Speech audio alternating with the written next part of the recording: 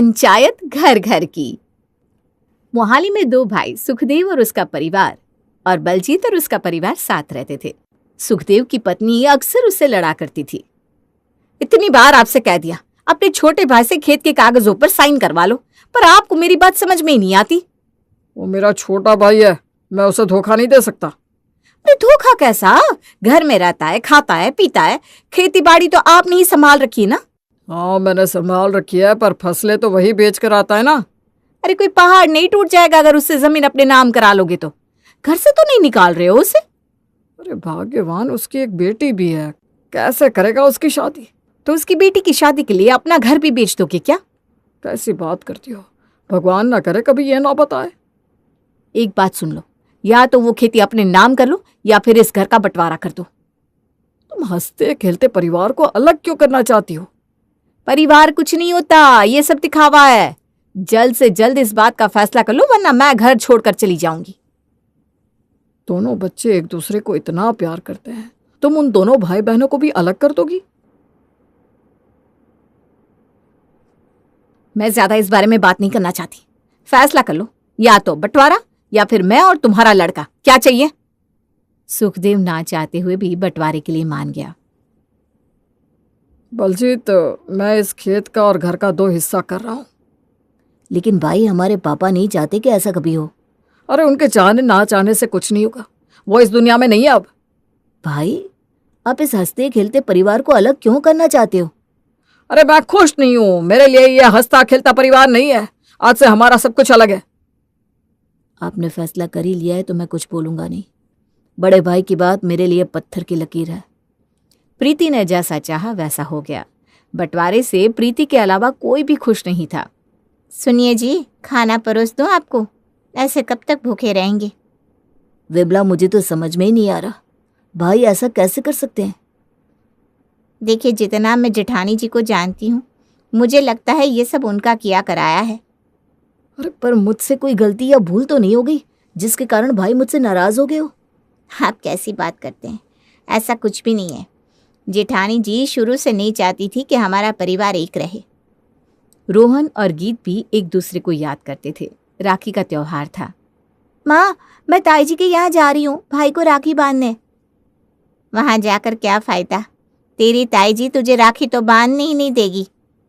ताई जी नहीं बांधने देगी तो क्या हुआ, भाई तो राखी बनवाएगा ना। देख, मैं रिश्ता निभाने से कभी मना नहीं करती। अगर तुझे ऐसा लगता है तो तू जा सकती है। गीत अपने गेट से निकलकर रोहन के गेट में घुसती है। क्या बात है, राखी पर भाई की याद आ गई या फिर पैसों की याद आ गई? नमस्ते ताई जी, भाई की तो हमेशा ही याद आती है। मैं पैसे लेने नहीं आई हूँ, मैं तो भाई को राखी बांधने आई हूँ। अरे मुझे मत बताओ, सब पता है मुझे तेरा बाप कितना निकम्मा है। भेजा होगा तुझे कि राखी बांध और कुछ पैसे लेकर आ। आप मेरे पापा के बारे में इस तरीके से बात नहीं कर सकती। मुझे कोई पैसा नहीं चाहिए, मुझे बस अपने भाई को राखी बांधनी थी। उसका एग्जाम है, वो पढ़ रहा है और वो राखी बंधवाने बाहर नहीं आ सकता। ठीक है, तो मैं ही उसे राखी बांध देती हूँ। इस घर में तो कदम रख लिया, लेकिन इसके आगे आने की तुझे कोई जरूरत नहीं है। जा अपने घर, कोई राखी वाखी नहीं बनवानी। वक्त गुजरा। अब रोहन की शादी तय हो गई थी। माँ, अब तो भाई की शादी हो गई है, देखना अब सब कुछ ठीक हो जाएगा। मैं दुआ करूंगी बेटा कि जल्द से जल्द इस घर में वापस से खुशियाँ आ जाए। माँ सच कहूँ, मैं बहुत खुश हूँ भाई की शादी के लिए। तेरी ताई ना बहुत बेकार है। वैसे वो तेरी भाभी को देखने ही दे, वही बहुत बड़ी बात है। मिलने की ख्वाहिश तो छोड़ ही दे तू। क्या पता भाभी आए तो ताई सुधर जाए और सबका मन बदल जाए। रोहन की शादी सोनी से हो जाती है। शादी होने के बाद अगले दिन ही प्रीति अपनी बहू को सिखाना शुरू कर देती है। सुना बहू, ये मेरा हुक्म मानो या मेरा सुझाव, और कुछ भी कर लो पर इस घर में एक काम तुम नहीं कर सकती। जी माँ जी, जो आप कहेंगी मैं आपकी सारी बात मानूंगी। देखो, हमारे घर के पास में जो पड़ोसी है ना, वो बिल्कुल भी अच्छा नहीं है। तुम उनसे कभी भी बात नहीं करोगी। पर आप ऐसा क्यों कह रही हैं माँ जी? ज्यादा सवाल पूछने की जरूरत नहीं है। तुम्हें इस घर में जैसे रहना है रह लो, जो करना है करो, पर इन पड़ोसियों से बात नहीं करनी, मतलब नहीं करनी। एक दिन सोनी छत पे कपड़े सुखाने जाती है। सोनी के पड़ोसी जसमीत भी छत पर ही घूम रही थी। अरे अब तो रोहन भैया की पत्नी है ना, नजर ना लगे, अब तो बहुत खूबसूरत है। आपका बहुत बहुत धन्यवाद। मैं आपसे एक बात पूछ सकती हूँ, अगर आप किसी से ना कहे तो? हाँ हाँ बिल्कुल पूछिए जी, मैं आपकी बातें किसी को नहीं बताऊंगी। ये जो हमारे साथ वाले पड़ोसी हैं ना, मेरी सासू माँ ने इनसे बात करने के लिए क्यों मना किया है? क्या ये लोग बुरे हैं? अरे नहीं जी भाभी, ये तो बहुत अच्छे लोग हैं, और आपको पता है रिश्ते में ये आपके सगे चाचा लगते हैं। तो फिर माँ जी ने मुझे इनसे बात करने के लिए मना क्यों किया? वो तो बंटवारा होने के बाद दोनों लोग अलग हो गए हैं। गीत अपनी भाभी को देखने के लिए छत पर जाकर नीचे आंगन की तरफ देख रही थी। तो छत से मेरे घर में ताका झांकी कर रही है, शर्म नहीं आती तुझे? नहीं ताई जी, मैं तो बस भाभी को देखना चाहती थी। अरे मैं जानती हूँ जासूसी कर रही है तू। मेरी घर की बहू के घर से क्या आया है क्या नहीं, यही ना? नहीं नहीं, ऐसा कुछ नहीं है ताई जी। अरे कोई जरूरत नहीं है मेरी बहू को देखने की, दीवार ऊंची कर दूंगी ना तो सारी ताका झांकी बंद हो जाएगी। गीत घर के अंदर चली जाती है। प्रीति जाकर अपनी बहू को डांटती है। तुझे कहा था ना कि पड़ोसी से बात करने की कोई जरूरत नहीं है। माँ जी, वो तो मेरे सगे चाचा जी हुए, उनसे कैसी दूरियां? अरे कोई जरूरत नहीं है इन लोगों की शक्ल देखने की, इनकी शक्ल देख के ना सारे काम खराब हो जाते हैं।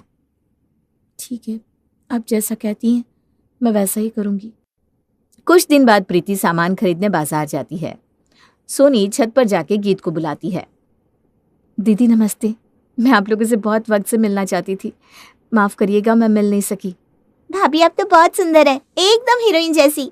आपको माफी मांगने की कोई जरूरत नहीं है, हम ताई जी को बहुत अच्छे से जानते हैं।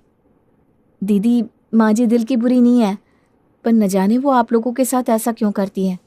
भाभी मैं जानती हूँ ताई जी दिल की बुरी नहीं है। हम दोनों के परिवार में खेत और इस घर को लेकर लड़ाई झगड़े के कारण बंटवारा हो गया था। पर बंटवारा हुआ क्यों था? ताई जी को ऐसा लगता था कि ताऊ जी ये घर जमीन सब कुछ मेरी शादी में मेरे लिए लुटा देंगे। अरे तो क्या हो गया, तुम भी उनकी लड़की की तरह ही तो थी, उनकी सोच में गलत क्या था? ताई जी नहीं चाहती थी कि सब कुछ मुझे मिले, वो चाहती थी कि उनके बेटे के नाम सब कुछ हो जाए, इसलिए उन्होंने बंटवारा करवा दिया। और पापा जी ने इस बंटवारे को रोका नहीं? भाभी, जब से पापा और ताऊ जी अलग हुए हैं ना, तब से दोनों ही उदास रहते हैं। वो दोनों तो कभी अलग होना ही नहीं चाहते थे। आपसे मिलकर बहुत अच्छा लगा, मैं नीचे जाती हूँ, माँ जी आ गई तो हंगामा कर देंगी। कुछ समय बाद गीत की शादी एक बहुत बड़े घराने में तय हो गई। गीत ने ये बात सोनी को छुप कर बताई। भाभी, मैं आपसे कुछ कहना चाहती हूँ। जी दीदी बताइए ना, पर उससे पहले मैं ये कहना चाहती हूँ कि मैं आपके इस रिश्ते से बहुत खुश हूँ। भाभी आप तो जानती है ना, पैसा ना होने के कारण मैं ज़्यादा पढ़ लिख नहीं सकी, और उसकी वजह से आज एक प्रॉब्लम है। अरे ऐसी क्या प्रॉब्लम हो रही है, आप मुझे बताइए, क्या पता मैं सॉल्व कर दूँ। भाभी, जिनसे मेरी शादी होने वाली है उन्होंने मुझे एक चिट्ठी लिखी है, और मैं ना ये चिट्ठी पढ़ ही नहीं पा रही हूँ। आप मुझे पढ़ के सुनाएंगी? अरे ये भी कोई कहने वाली बात है, मुझे तो बहुत मजा आएगा ये चिट्ठी पढ़ने में। लाओ। आप सच में ना बहुत अच्छी हैं भाभी, आपका बहुत बहुत शुक्रिया। दीदी एक बात तो मैं आपको बताना ही भूल गई, जिससे आपकी शादी तय हुई है ना, वो मेरे दूर के रिश्तेदार हैं। भाभी ये तो और खुशी की बात है, मैं अब भी जाकर मम्मी को बताती हूँ। गीत की अमीर घर में शादी होने के बाद उसकी ताई जी को पता लग जाती है। ये तो बहुत बड़े घर के लोग हैं और बहुत अमीर भी। अगर इस लड़की की शादी उस घर में हो गई, मेरा तो सब कुछ धरा का धरा ही रह जाएगा। मेरे होते हुए ऐसा नहीं हो सकता। मैं इस लड़की की शादी उस अमीर घर में कभी होने ही नहीं दूंगी। प्रीत गीत के ससुराल वालों को अपने घर बुला लेती है। देखिए, मैंने आपको यहाँ इसलिए बुलाया है क्योंकि मैं आप लोगों का बुरा नहीं चाहती। देखिए बहन जी, जो भी कहना है साफ साफ कहिए। अरे जिस घर में आपने रिश्ता भेजा है ना, वो मेरी भतीजी है। अरे क्या बताऊं, वो लड़की चरित्रहीन है, पता नहीं कितने चक्कर चला रखे हैं उसने। अब बड़ी है तो जो मन हो वो नहीं कह सकती, अब किसी की लड़की के बारे में बात कर रही हो। बेटा अभी तुम बच्चे हो, भला मैं अपने परिवार की बुराई क्यों करूंगी। अगर आप सच कह रही है तो मैं इस घर में रिश्ता नहीं करूंगी, पर आपको ये बात साबित करनी होगी। अरे जी बिल्कुल, मैं ये बात साबित कर सकती हूँ। मेरी बहू सोनी, उसे तो आप अच्छे से जानते हो। हाँ जी, वो तो हमारी बेटी जैसी है। शुरू से लेकर आज तक उसने कभी झूठ नहीं बोला। वो बहुत सभ्य और सुशील लड़की है। ठीक है, तो मैं उसे अभी बाहर लेकर आती हूँ। वो आपको उस लड़की के बारे में सारी सच्चाई बता देगी। प्रीति अपनी बहू को लेने उसके रूम में जाती है। बहू, मैंने तुझे अब तक माफ कर दिया, चाहे तूने जो भी किया हो, पर अब मैं जो बोल रही हूँ वो ध्यान से सुन। जी माँ जी, क्या बात है? बाहर गीत के ससुराल वाले बैठे हैं, तू उनसे जाकर गीत और उसके घर वालों की बुराई कर। नहीं माँ जी, मैं ऐसा बिल्कुल नहीं करूँगी। चाचा जी, चाची जी और गीत सब बहुत अच्छे हैं। बहू, अगर तूने ऐसा नहीं किया और एक भी अच्छा शब्द अपने मुंह से निकाला तो मैं तुझे इस घर से निकाल दूंगी। सोनी रूम से बाहर जाकर मेहमानों से मिलती है। बेटा सच सच बताना, गीत कैसी लड़की है? ये उसकी और मेरी दोनों की फैमिली की इज्जत का सवाल है। आंटी जी, मैं आपको बचपन से जानती हूँ और ननद को भी। मैं आपसे झूठ नहीं बोलूंगी। हाँ बेटा, खुल के बोल जो भी बात है। आंटी जी, मेरी ननद बहुत अच्छी है। चाचा जी, चाची जी, सबका व्यवहार भी बहुत अच्छा है। गीत दीदी तो घर से जल्दी बाहर तक नहीं आती। गगन के परिवार वाले प्रीति को 4 बातें सुनाकर वहां से चले जाते हैं। आज तक तुझे किसी चीज के लिए मना नहीं किया मैंने सोनी। तूने जो किया है इसकी सजा तुझे मिलकर रहेगी। माँ जी, मैं किसी के लिए भी झूठ नहीं बोल सकती। और गीत दीदी तो बहुत अच्छी हैं। आप क्यों उनसे परेशान हैं, मुझे समझ में नहीं आता। अब तू इस घर में नहीं रह सकती, तेरी यहाँ कोई जगह नहीं। आप मुझे यहां से निकाल नहीं सकती। मैं आपके बेटे से आपकी शिकायत कर दूंगी। मैं उसे कुछ पता चलने दूंगी तब तो। वैसे भी वो अभी घर पर है नहीं। जब तक वो आएगा तब तक मैं तुझे धक्के देकर यहां से निकाल चुकी हूंगी। प्रीति सोनी को घर से बाहर कर देती है। शाम को रोहन घर आता है। माँ, सोनी कहाँ है? दिखाई नहीं दे रही।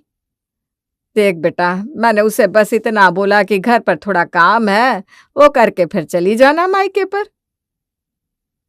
माँ, क्या बात है? पूरी बात बताओ ना। अरे बेटा, उसने तो मुझे इतनी खरी खोटी सुनाई और देख मुझे जोर का धक्का देकर चली गई। माँ, ये चोट अब मुझे दिखा रही हो? कितना खून निकल रहा है, पहले दिखा नहीं सकती थी? अरे बेटा छोड़ना, घर की बात है, कोई बात नहीं। वो भी किसी की लड़की है, बच्ची है, अभी अकल नहीं है। कोई बच्ची बच्ची नहीं होता। माँ, तुमसे ऊपर मेरे लिए कोई नहीं, और अब उस लड़की के लिए इस घर में कोई जगह नहीं। नहीं नहीं बेटा, ऐसा मत बोल। कहाँ जाएगी बेचारी, यही तो उसका असली घर है। कह दिया तो कह दिया, बस अब वो इस घर में कभी कदम नहीं रख सकती। कुछ दिनों बाद गीत की रोहन से मुलाकात होती है। भाई, भाभी को घर ले आओ प्लीज। देख गीत, मैं तुझे सगी बहन जितना प्यार करता हूँ, लेकिन तेरी भाभी ने जो किया है उसके बाद मैं उसे घर में कभी नहीं ला सकता। भाई, भाभी ने कुछ नहीं किया। जो कुछ किया ताई जी ने किया है। क्या कह रही हो तुम? भाई, मेरे लिए जो रिश्ता आया था वो भाभी के रिश्तेदार थे। ताई जी ने मेरे रिश्ते को तोड़ने के लिए भाभी से मेरे बारे में बुरा बोलने को कहा और भाभी ने उनकी बातों से इनकार कर दिया। पर गीत, माँ ऐसा क्यों करेगी? भाई, ताई जी ने ही ये किया है। उन्होंने इस चीड़ से भाभी को भी घर से निकाल दिया और आपसे झूठ बोला कि भाभी ने ये सब कुछ किया है, जबकि सब कुछ सिर्फ और सिर्फ ताई जी ने किया था। सोनी, तूने मुझे इतना बड़ा पाप करने से बचा लिया। मैं तो उसे डिवोर्स ही देने जा रहा था। नहीं भाई, जाओ और भाभी को लेकर आओ। भाभी जैसी लड़की आपको कभी नहीं मिल सकती।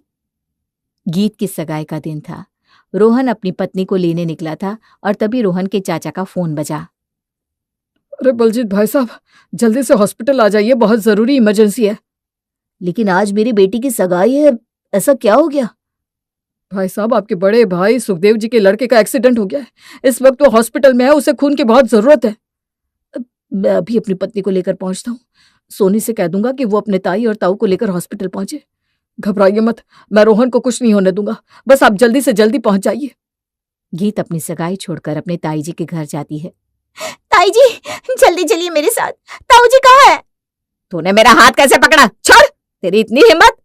ताई जी, इन सब का वक्त नहीं है भाई को। मेरी गुड़िया, मुझे बता क्या हुआ है? मेरा बच्चा ठीक तो है ना? नहीं ताऊ जी, भाई का एक्सीडेंट हो गया और उन्हें बहुत चोट लगी है। मेरे बच्चे के पास कौन है अभी? जल्दी जल्दी चलो, न जाने कैसे कितनी चोट लगी होगी। ताऊ जी घबराइए मत, पापा और मम्मी भाई के पास पहुंच गया है। मैं आप लोगों को अपने साथ लेने आई हूँ। मुझे माफ कर देना बेटा, मैंने तुम्हारे बारे में इतना गलत सोचा। आप भी मेरी माँ जैसी है। आपको हक है मुझे बोलने का। मेरे इतने गलत व्यवहार के बाद भी तुमने अपनी सगाई मेरे बेटे के लिए बीच में रोक दी। वो मेरे भाई भी है, उनसे बढ़कर मेरी ये सगाई और शादी नहीं है ताई जी। प्रीति हॉस्पिटल पहुंची, अपने बेटे और देवर को देखकर रोने लगी। विमला, मुझसे कितना बड़ा पाप हो गया। मैंने अपने भाई जैसे देवर के साथ ये सब क्या किया। जेठानी जी रोइए नहीं, सब ठीक हो जाएगा। अपने अपने ही होते हैं, ये हमारा भी तो बेटा है। हाँ, देवर जी उसे अपना खून दे रहे हैं और मैंने एक छोटी सी जमीन के लिए उन्हें उनके परिवार से अलग कर दिया। जेठानी जी, कोई किसी को अलग नहीं करता। ये दिल के रिश्ते हैं, खून के रिश्ते। ये बोलने से टूट नहीं जाते। मैंने अपनी इस फूल जैसी भतीजी का घर भी तोड़ना चाहा और ये बच्ची अपने भाई का घर टूटता हुआ ना देख सकी। ताई जी, आप जाओ और भाभी को वापस लेकर आओ, अभी भी देर नहीं हुई है। प्रीति अपनी बहू के घर जाती है। बहू, मुझे माफ कर दे। मैं नफरत में इतनी अंधी हो गई कि मुझे कुछ दिखाई नहीं दिया। माँ जी, आप माफी मत मांगिए, आप बड़ी हैं मुझसे। बहू, मेरे साथ घर चले, मैं तुझे लेने आई हूँ। ठीक है माँ जी, पर मेरी भी एक शर्त है। अरे बहू, तू जो बोलेगी मैं वो करूंगी। अपनी गलती का पश्चाताप अब मुझे करना ही है। माँ जी, आप घर की उस दीवार को गिरा दो जिसकी वजह से ये दूरियां हैं। हाँ हाँ बेटा, वो दीवार तो मैं गिरवा ही दूंगी। माँ जी, उस दीवार के साथ साथ मन में से ये नफरत की दीवार भी गिरा देना। अपने हमेशा अपने होते हैं।